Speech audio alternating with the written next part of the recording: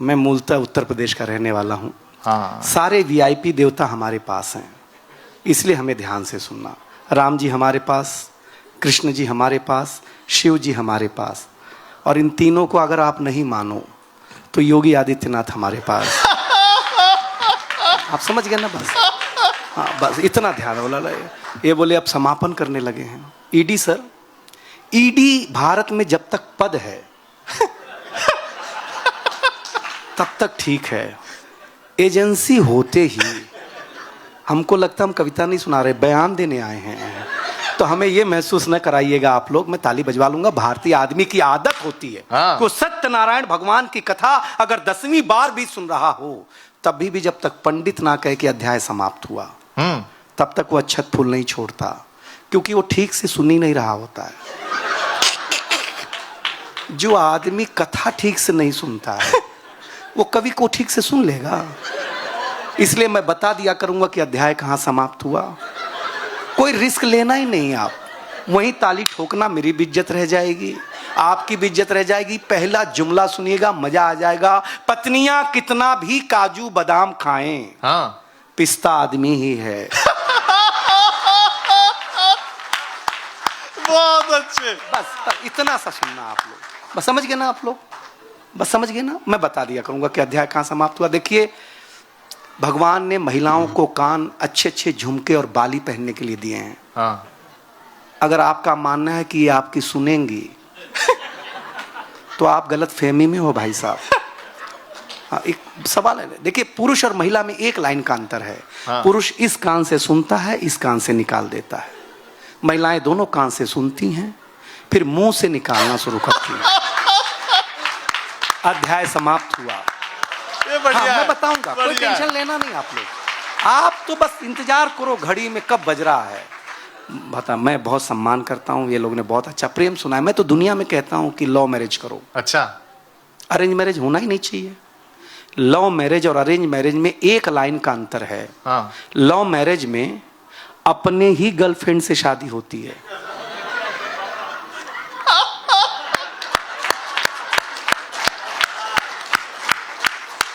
आप देरी से अगर समझे तो न लव वाली होगी ना अरेंज वाली होगी। फिर वो जो पिताजी कहेंगे वही वाली होगी। फिर हमारे यहाँ तो पिताजी, हम यूपी बिहार के लोग, हम बीए करते थे तो ना, हम अगर बीए किए हैं तो हमारे पिताजी खुद ही बीए के आगे एम लगा देते थे और हम एमबीए हो जाते थे और हमारी शादी कर दी जाती थी। भाई साहब, क्या धोखा होता था। चुनाव में क्या होगा जो हमारे साथ शादी में हुआ है। हाँ, मैं सही बताता हूँ, आप सुनिएगा, आपको बहुत गंभीरता से मत लीजिएगा। ईडी सर, मैं सही बताऊँ आपको, मैं हर जगह एक घटना बताता हूँ। हाँ। कि मेरे पिताजी ईडी कार्यालय में क्लर्क होते थे। अच्छा। तो जब भी कोई ईडी साहब आते, घर आके 20 लात मारते और बोलते ऐसी पढ़ाई करो, इतने बड़े अधिकारी बनो। ईडी का साहब का हर 2 महीने, 2 साल, 5 साल में ट्रांसफर हो जाता, फिर दूसरे वाले, फिर हम धोए जाते।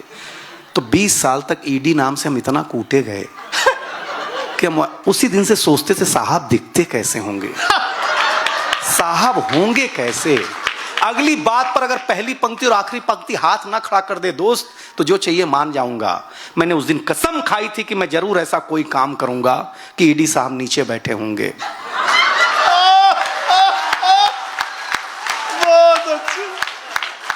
और मैं ऊपर से उनको सुना रहा हूँगा।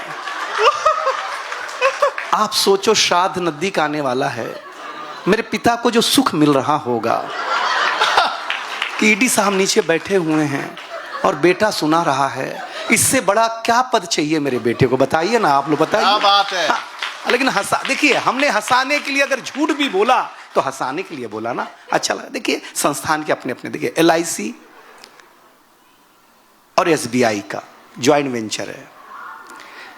SBI कहती है कि अगर लाइन में अंतिम तक टिके रहे तो पैसा हम देंगे, और LIC कहती है अगर नहीं टिके रहे अध्याय समाप्त हुआ। ये बढ़िया है, बढ़िया। हाँ, तो फिर हम देंगे, आप टेंशन लेना ही नहीं। संस्थान, एक मुझे याद है कि एक बैंक में काम करने वाला लड़का की शादी के लिए लड़की देखने गया, तो दामाद जी ने बोला कि कितनी पगार है। तो उस बैंक में काम करने वाले आदमी ने कहा, लड़के ने कहा कि सर RBI कहता है कि अपनी निजी जानकारी किसी से साझा न करें। बहुत अच्छा। आपको आर्थिक जोखिम उठाना पड़ सकता है। अध्याय समाप्त हुआ। बढ़िया है। हाँ, मैं बताऊं, काहे को टेंशन ले रहे हो आप लोग? हम कहें वहीं बजा दो, कोई तनाव लेना ही नहीं आप लोग। लेकिन आप मेरे लायक हुए नहीं, मैं बनाना जानता हूं। मैं लोहार से सुनार तक की यात्रा जानता हूं। आप कब तक लोहार बना कर रखेंगे मुझे पता नहीं। मैं चाहता हूं कि मैं लोहार बहुत देर तक न बनूं, मैं सुनार बन करके ऐसा गहना गढ़ूं कि आपके कान में भी सजूं, आपके गले में भी सजूं, आपके पाए में भी चमकूं। मैं ऐसा कुछ सुनाना चाहता हूं, क्योंकि मोहब्बत क्या है? अमीर खुसरो लिखता है, जिहाले मिस्की मुकुंद तगाफुल, दुराए नैना बनाए बतियां किताबे हिजरा, न दारम ऐजा न लेहूं काहे लगाए छतियां, सखी पिया को जो मैं न देखूं तो कैसे काटूं अधेरी रतियां, किसे पड़ी है जो जा बतावे पिया रे पी को हमारी बतियां, न नींद नैना न अंग चैना, न आ पाए न भेजे पतियां। समझ में आया? नहीं। यही प्यार है। हाँ? हाँ, समझ गए ना आप लोग? जो चीज समझ में नहीं आए उसी को प्यार मानो, और जो रोज समझ में आए, सुबह से शाम तक समझ में आए।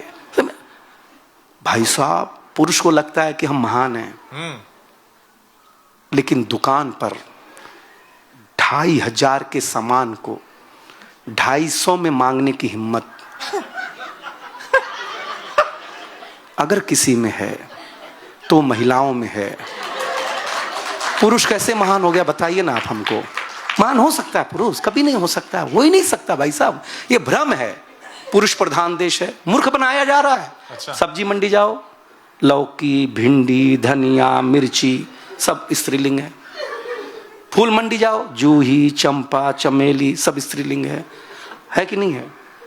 सब्जी मंडी हमारे नाम पे करेला, कद्दू, फूल मंडी में गेंदा, जो सबसे सस्ता बिकता है साहब, रोड पे फेंके रहते हैं।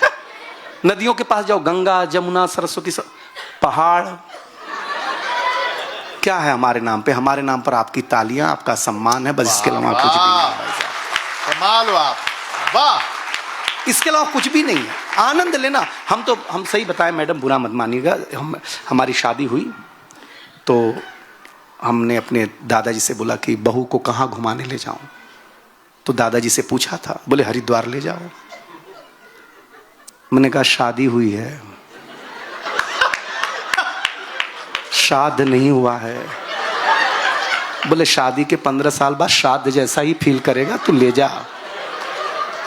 ले गया। बाबा ने जो पहला योग सिखाया रामदेव जी ने मेरी बीवी को, दीवाना हो गया मैं। बाबा ने बीवी को सामने बिठाया और बोला, बच्चा आज का पहला योग सीखो, सांस को कंट्रोल करो। वो घर पे आके मेरी माँ को करने लग गई। हमने कहा सांस बोला, सांस थोड़ी नहीं बोला है। बीबी बोली जो जल्दी फायदा करेगा उसी को ना कंट्रोल करेंगे, कल वापस जाएंगे सीखने के लिए। बाबा ने कहा कल बताया था ना सांस को कंट्रोल करो, आज दूसरा योग सीखो, सांस को बाहर छोड़ो। हम सही बता रहे, जो बाबा ने सिखाया वो बता रहे हैं हम आपको। हमारा माथा खराब हो गया, हम कुंभ में गए, प्रयागराज। बोला हरिद्वार छोड़ो, प्रयागराज चलो। प्रयागराज में मेरी बीवी जैसे ही डुबकी लगा के गंगा से बाहर निकली तो एक नागा बाबा दिख गए। वो बाबा के पीछे पड़ गई। बाबा आशीर्वाद दे दो, पावर ग्रिड में बहुत अच्छे से सुना जाए मेरा पति। बाबा आशीर्वाद दे, तालियां खूब मिले, पैसा खूब मिले।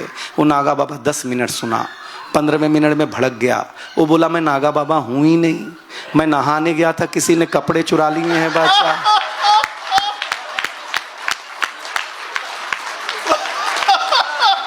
ये महिलाएं बाबा पैदा कर देती हैं भाई साहब। अच्छा, किसी भी साधु संत का प्रवचन देखे आप, किसी भी साधु संत का सबसे ज्यादा कौन दिखता है? कौन दिखता है? सब महिलाएं दिखती हैं ना सबसे ज्यादा। ये वहां प्रवचन सुनती हैं, फिर ये घर आती हैं, फिर ये खुद को संत समझती हैं और पति को श्रोता। फिर जो प्रवचन देना शुरू करती हैं तो पति खुद कहता है अध्याय समाप्त हुआ। वाह वाह वाह।